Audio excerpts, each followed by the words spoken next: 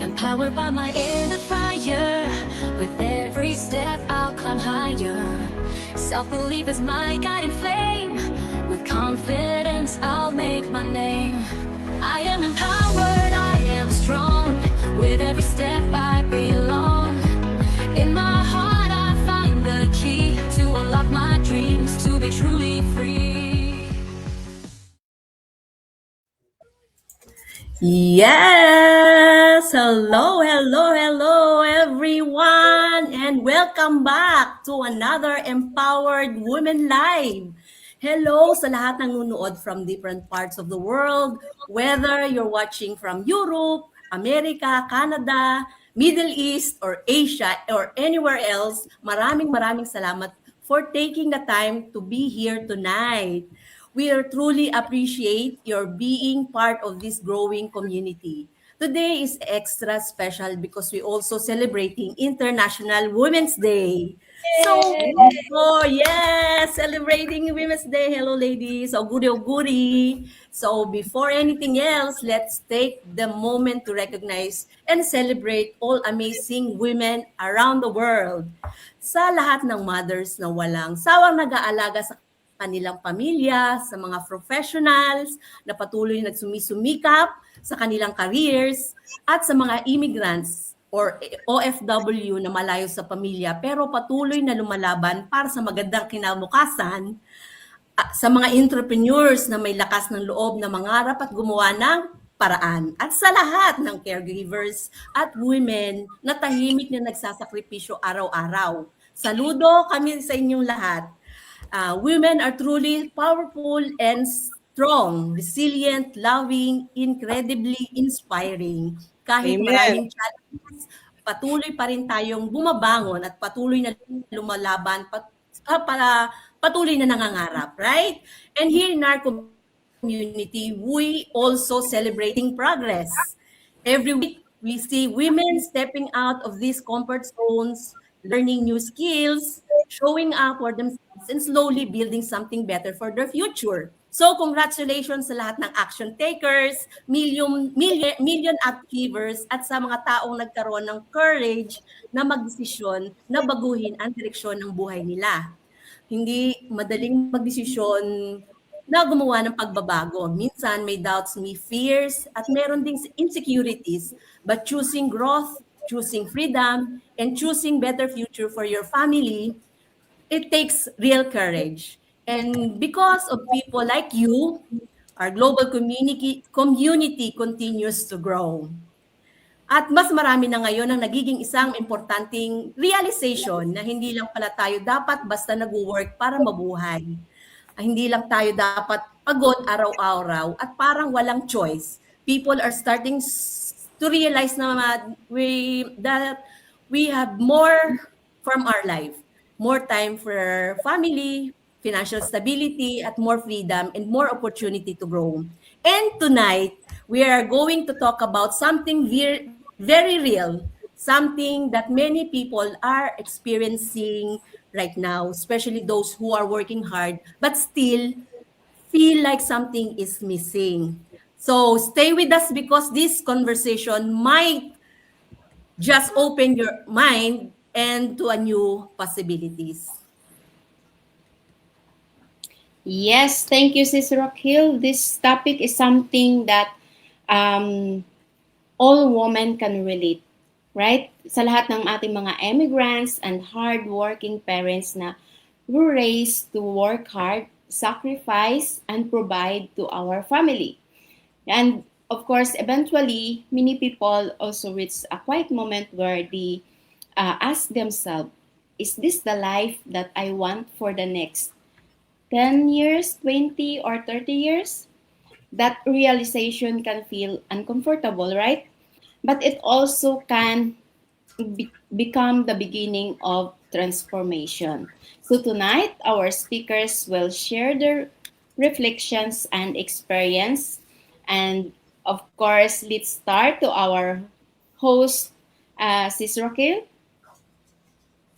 Yes, I'm here again. Hello.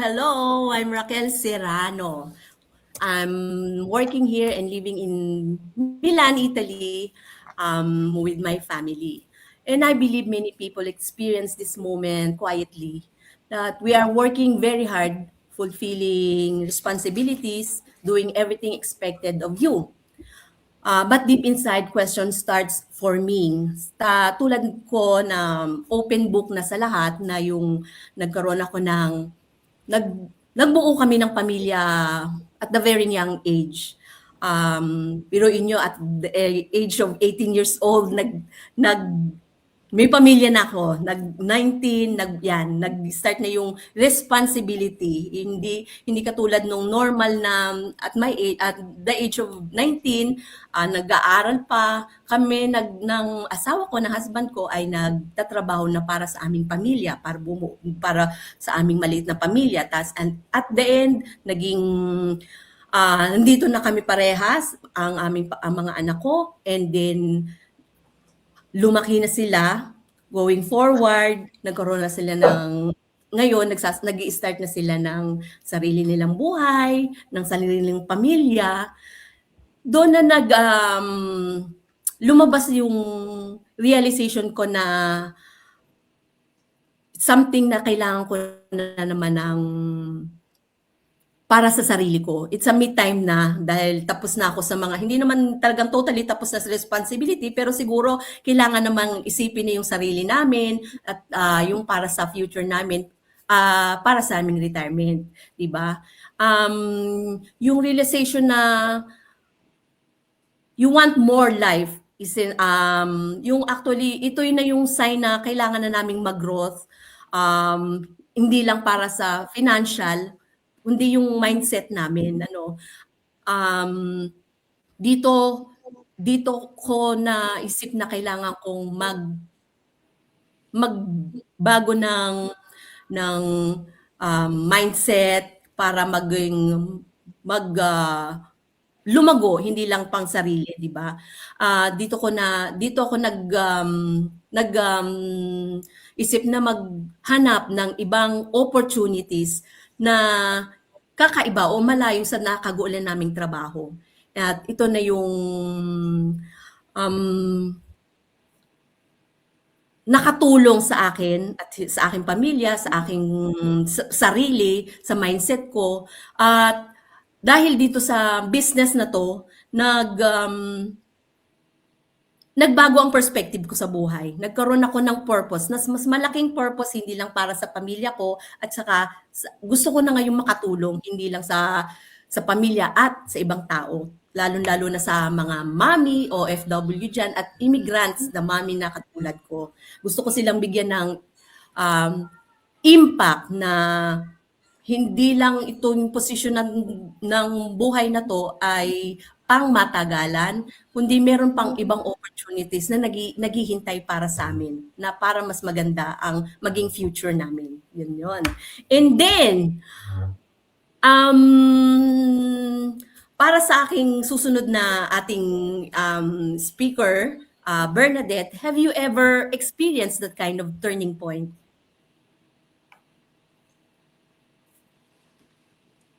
Unmute, sis. Yes, sorry. Oh, yes, of course, Sis Raquel. Also, those who doesn't know me yet, by the way, I am Bernadette, originally from Baguio City, Philippines, and now living here in Canada as an early childhood educator, a proud digital business owner, and a child of God. Yes, indeed, Sis Raquel, nakaka-relate ang maraming tao about our topic for today. So what happens after you realize you want more from life?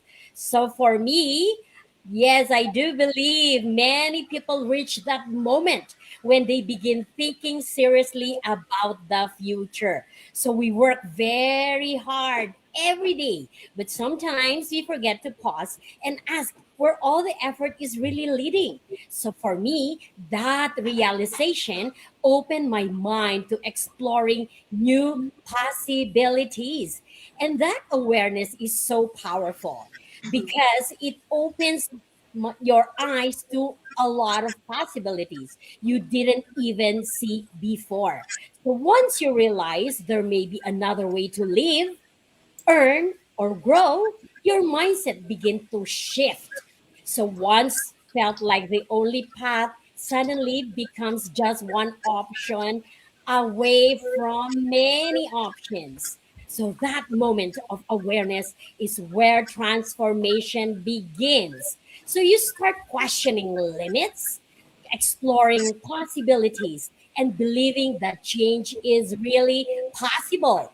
The truth is, many people stay stuck not because they lack ability, but because they have never been exposed to different ways. So when you become aware, you begin to see that growth, freedom, and new possibilities are within your reach.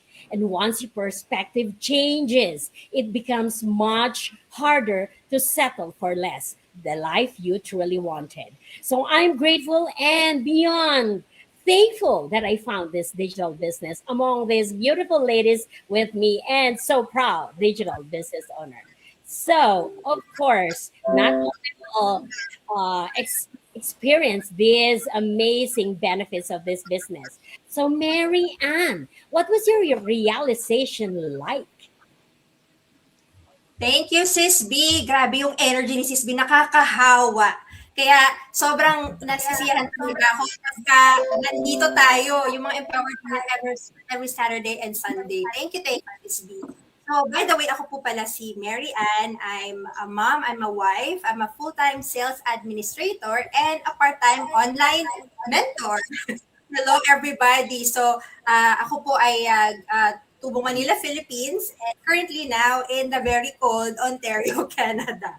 So yun, sa akin naman, my turning point came when I realized something very important in my life. So growing up, like many of us, tinuruan tayo na kapag masipag ka, magtrabaho ka, like everything will eventually work out. Sipag at syaga lang, and you'll move forward. Pero honestly, yun din naman ang mindset ko for many years. So before coming to Canada, I had a stable job in one of the biggest electrical companies in the Philippines. I was doing well, earning above minimum. And at that time, akala ko yun na talaga yung path ko. Pero everything changed nung nag-migrate yung buong pamilya namin dito sa Canada ng 2007. Hindi naging madali ang adjustment. Bagong country, environment, pati weather, di ba? From tropical to cold weather. Pero kailangang masanay. So like many immigrant families, we just focus on working hard, providing for the family, paying the bills, and building a stable life here. Pero along the way, napansin ko, working harder does not always mean moving forward. Yun napansin ko eh. Minsan kahit full-time ka nagtatrabaho, kahit ginagawa mo na naman lahat ng best mo, parang nasa same cycle ka pa rin. Gising, trabaho, bills, pahinga, tapos kinabukasan, gano'n na naman, di ba? Tapos yun na, pandemic, yun. That season really opened my eyes na kasi doon ko na-realize na even you're working hard and being responsible, sometimes circumstances beyond our control can still affect our stability pala.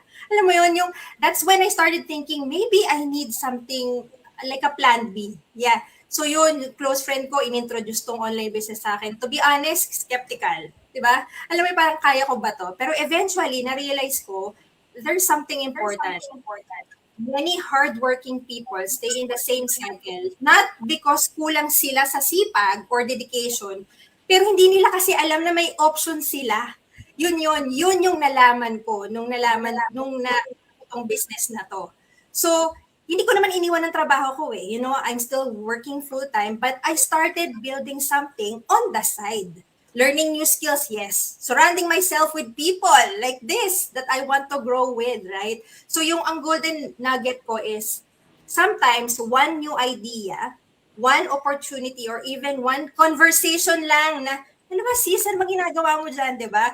Can completely change the direction of your future. Kaya minsan ang kailangan lang talaga is maging open tayo or to learning something new. Kahit hindi natin alam, that one opportunity might be the thing that will shift our future. So Sis Girly, as our co-host tonight, what are your thoughts about this? Thank you, Sis Mary Ann. As I listen tonight sa lahat ng nagbigay na ng kanilang mga thoughts, no, I realized na something is really important. So hindi many of us women, also especially immigrants, OFWs, we sacrifice our time and so much time for our family. So like me, I leave my family, my children in the Philippines just to support their needs, right? So ako na-realize ko na I want more nung stable na ako dito sa job ko. I can talk Norwegian. Parang yung routine ko everyday is just the same lang. So I really pray to God, Lord, ano ba talaga yung purpose ko dito sa mundong to? Kasi parang feeling ko, stuck na ako dun sa ano lang, yung mag-alaga ng mga matatanda. Every month naman, mayroon kaming, tag dito, yung mag-upgrade ng aming natutunan. So may about sa dementia, something like that. So yung parang routine ko is about lang talaga sa work. Wala akong personal growth, wala din akong yung mindset na tama, wala. So talagang yun yung I want more, lalong-lalo pa nung nagkaroon na ako ng health issues. So doon ko na-realize na kahit anong work hard natin, hindi din pala enough yung yun lang yung natutunan natin, yung magtrabaho lang, mag-earn. Hindi lang siya ganun. So natutunan ko din talaga na hindi naman ungrateful na mag-want ka ng more, 'di ba? As in gusto ko ng mas may magandang future at gusto ko ng magandang personal growth, parang ganun. So, ang naano ko is, I really want more na hindi lang to earn more, but also the stability, time freedom, and of course, more time with my family. So, ito yung natutunan ko dito sa business na yung mindset at saka yung personal growth talaga is kakaiba. Dito nag-change talaga yung mindset ko unang-una. So it simply means that we want to create a life where our hard work lead to stability, freedom, and of course more time to our family. So yun, ang golden nuggets ko naman dito is the moment you ask yourself about change in your future, changing about your future. So, ito yung start na magiging change na yung buhay mo kung talagang mag-take ka ng action. So, and now I love to hear about what Sis Cherry want more in life. Yes, hello everybody. I'm glad that I'm able to jump in a few minutes.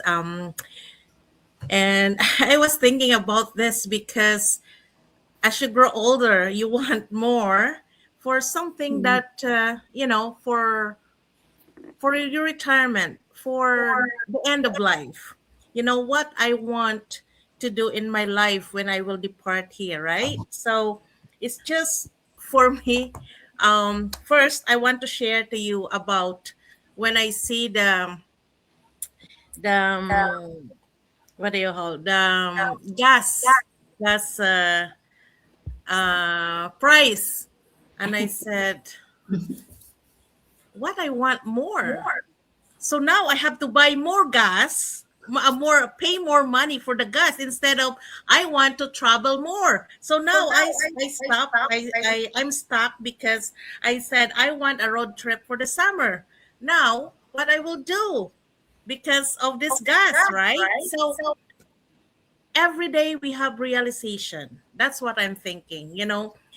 5 years ago when I jump in and had this business, I am really glad because everything shut down after that and everybody works online. So I'm very pleased because it shaped my mindset. It toned down, my always panicking or something because it's all a mindset how to deal all these struggles every day.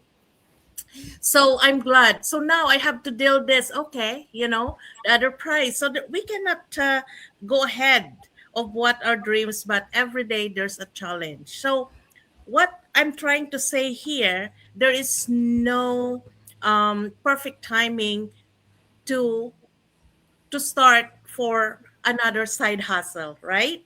If you don't have it probably perfectly, this is the perfect time. There's no for tomorrow, because every day it's different challenges that we have to what do you call, to my mind is to every day we have different challenges to overcome, I mean. So what happened after you realize you want more in life? So at first, for sure, you're just quite thought about it, a feeling you can't ignore anymore. So you start asking deeper question. Is this the life that I want? Even sometimes you feel like comfortable, but tomorrow will be different struggles. Is there something more I meant to do? So then you feel aware and begin to realize. You notice the routines, even how much I work hard. Yesterday I was not here because I work, but I don't think it adds to my paycheck, because when I see the price of the gas, here I am. So every day is an exhaustion, of doing the same thing with no growth. The small voice inside me telling you can't, you telling you do that where you're created more. So, but realization always begin every day when when you see the challenges. So after that moment comes, we have to decide what to do. There is no tomorrow. Today you start exploring new possibilities. You begin learning things that you never thought about before. That's why I'm very grateful that I started this business 5 years ago, because this helped my blood pressure level. It helps me. Why? Because I have a proper mindset and I know where I'm going. I know this business will change big time of our lives. From personal growth, spiritual growth, social growth, everything, the holistic part of our lives. So you start exploring new possibilities tomorrow. So maybe for me, it's more of growing in this business. It's not like I will not look for possibilities, because I know this business has a lot of possibilities for you to grow. It is a holistic growth of our life. So don't be scared. You become open to opportunities once you open it. Risk, ask and learn. So growth doesn't always feel we are comfortable. Sometimes it's so scary. Sometimes you feel uncertain, but sometimes it feels like you have to start now. There's no tomorrow. How many times I said there's no tomorrow, but it also you feel like hope if you start. And tomorrow, today is a struggle, but tomorrow there's a hope, and there's some community that will help you grow if you are here in this business. We are here. We're beautiful, beautiful young ladies here. And I guess I'm the oldest here, but anyhow, I feel young, and and I'm working for my retirement anyhow. But I'm glad that I started this. So create your future. There's no option. Decide right now. So if you want to stay in your position right now, so go ahead. It's your choice. And but remember, we have some options and opportunities out there to to, uh, to check and learn. I think that's my nuggets for today. Yay, thank you so much, Ate Sherry. At may naririnig akong echo, kung ano man yan. Pa-off na lang. Yeah, ang dami talaga. Habang sinasabi mo yung fuel, yung gas, parang, yes, parang agree, super agree ako dyan.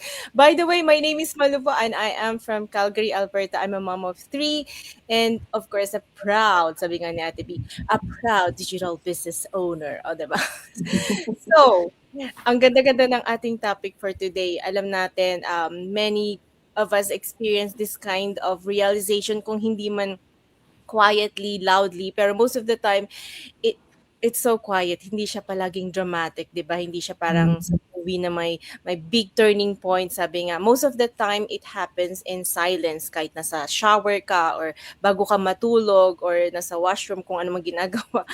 It's always happens in the silence kasi doon ka nagre-reflect, doon ka napapaisip ng kung ano. So there's no big moment, just a feeling deep inside your heart telling you that maybe life can be bigger than the routine that we're used to, 'di ba? So every day we wake up, we go to work, we take care of responsibilities, we support our families, yung paulit-ulit talaga na routine natin, 'di ba? And while we are grateful naman for all of that, there are moments na we start reflecting, especially ngayon with everything that's happening in the world. Let's be honest, 'di ba? Ang dami-daming uncertainties. Sabi nga ni si She, tomorrow, hindi natin alam if there's no tomorrow, 'di ba? So you have to think of the present. So prices are going up, jobs are changing, technology is evolving so fast, and sometimes it feels like there's no real stability na, 'di ba? So because of that, many people began to ask themselves deeper questions. Ang daming questions. Not out of fear, pero awareness, sabi nga ni Sis Bernadette. So you start asking things like, what else is possible? Ano pa yung mga posible? Meron pa ba opportunity hindi natin na-explore? Ano yung purpose natin mismo, di ba? Bago kami pumasok dito sa online business na to, ang dami naming questions. Ano yung mga bakit kami nandito? Is there another path, 'di ba, that would give you freedom, more growth and more security sa family, lalo na sa family natin kasi sila yung why natin, 'di ba? And when those questions start appearing sa ating mga utak, it begins to shift. We realize something that maybe we don't have to settle for less.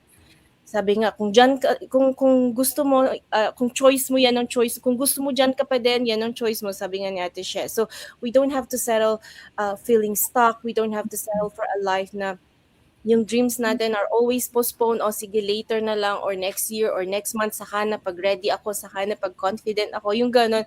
We don't have to rely on just one path kasi especially in a world that keeps changing, laging may changes. Ngayon mataas ang price ng ating gas, who knows, baka magdoble pa. Naku, wag naman sana, di ba, knock on wood. Pero you have that opportunity to explore. You have to explore. You have to choose to learn new skills. You have to choose to open yourself to new opportunities. Sabi nga, wag lang ano, parang sa kabayo, 'di ba? Meron tayong ganon. Ano tawag nila doon? Basta wag lang nakafocus sa isang direction. You have to build something that gives you more options and more possibilities. Yes. And we're all grateful na nandito kami para ipakita sa inyo at hopefully ma-inspired kayo, 'di ba? So sometimes yung mga malaking transformation, it doesn't start with big actions. It always with a single thought. Mapapaisip ka na lang talaga. A moment of curiosity, di ba? Meron nag-pop man itong feed na to, either i-consider mo to as a sign or whatever, pero you have to be willing to explore. So, ganun lang. And ang aking golden nuggets for today is, or aking takeaway, sometimes yung biggest change in lives with simple decision, yun yung mag-explore tayo, i-open natin yung mga utak natin dahil walang certain sa mundong ito. And we shouldn't be settling for less than the life na we know is possible. Kasi when you stop settling, when you stop settling, you start exploring. So, you have to discover, keep on discovering, keep on learning tulad namin. And I thank you. Nasaan na ang ating coach?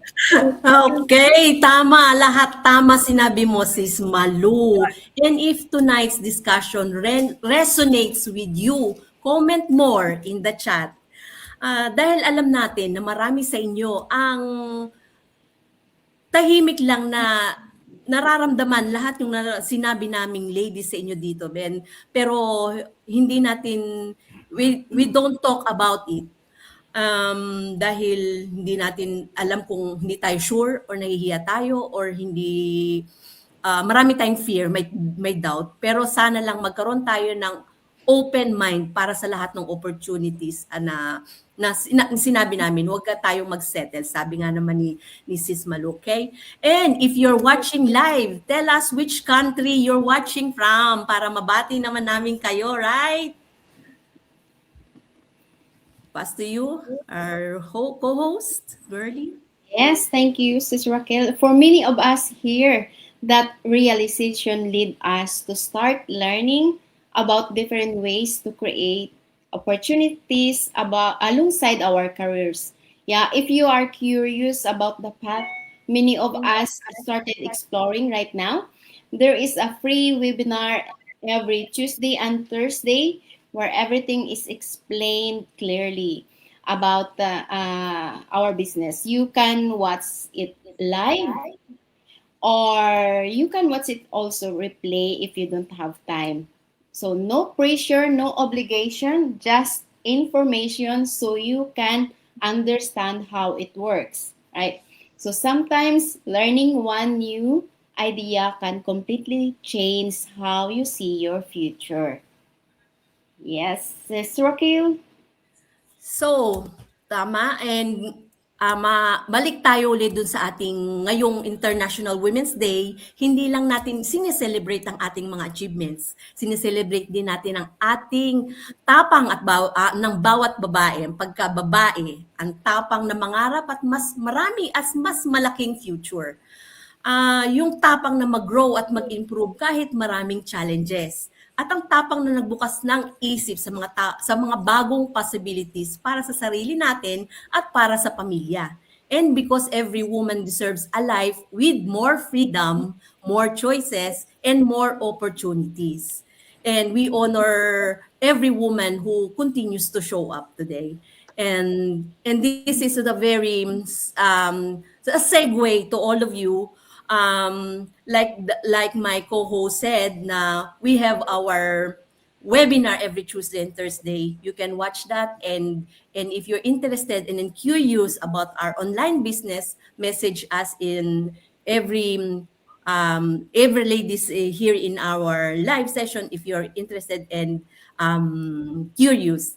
Mas ang sabi ko nga, laging open mind tayo sa lahat ng opportunities na dumadaan sa buhay natin. You never know na ito yung makakapagpabago sa atin. And never stop growing and exploring new possibilities.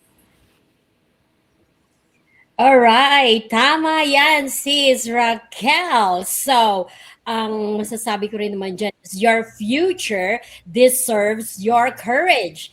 And by the way, guys, I just want to tell you guys that starting your digital business this March, there's an extension of our great deal. So you can start it with up to 3 times the commission by starting your digital business this March. So that is just an extension of a great deal to start your digital journey.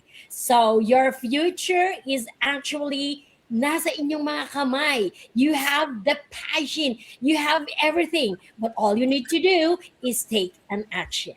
So start your digital journey this March and earn up to $2,000 US. So there you go. That would be Sis Mary Ann. Yes, so yun, gaya nga ng sinabi ko kanina sa aking munting sharing, no? Kung dati hindi tayo, akala natin basta maging responsible lang at magtrabaho, okay na yun. Pero now we're giving you options, right? Stay open to learning new things. Yun lang masabi ko today. Thank you!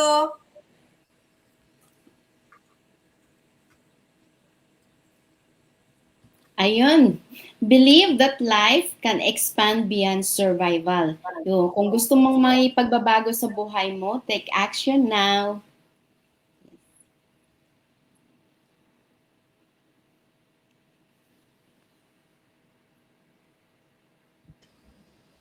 Hello again. So if you want to build your future, don't be stuck with your fear.